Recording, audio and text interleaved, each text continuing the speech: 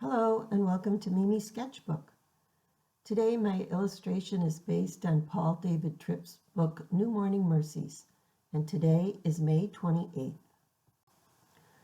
About 4 years ago, my daughter and her husband purchased a lovely cottage up in northern Michigan. And in the backyard was kind of a surprise in that there was a very, very large cement fountain. And it really was a little bit out of place. It was so fancy and decorative and large. It's so large, I'm sure that you needed a forklift to get it into the backyard.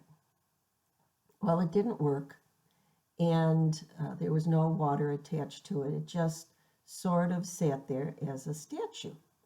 Very fancy, very elegant and lovely, but abandoned and neglected and covered with moss.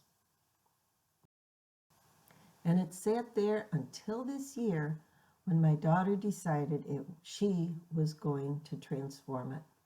So she studied what type of plants would grow in that location, and it's pretty much full shade, and she put together a beautiful collection of lime green and purple perennials.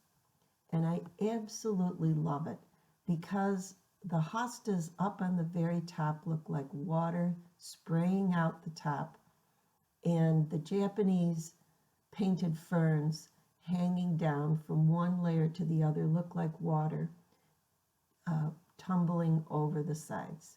And it went from this neglected object to the absolute focal point of their backyard. It had truly been transformed.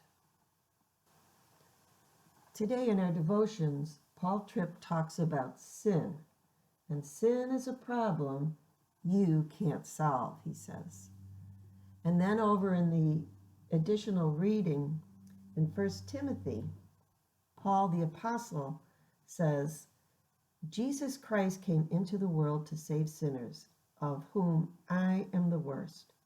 But for that very reason I was shown mercy, so that in me, the worst of sinners, Jesus Christ might display his unlimited patience as an example for those who would believe on him and receive eternal life. Now I know this fountain isn't like a person, but I absolutely love the idea of the dramatic transformation. It went from a just sort of a useless object that sat in the yard without much purpose, and it was transformed into something absolutely alive and brimming with life and beautiful. And isn't that sort of like our hearts when they are transformed by grace? So thank you for joining me at Mimi's Sketchbook. I hope this was an encouragement to you, and God bless.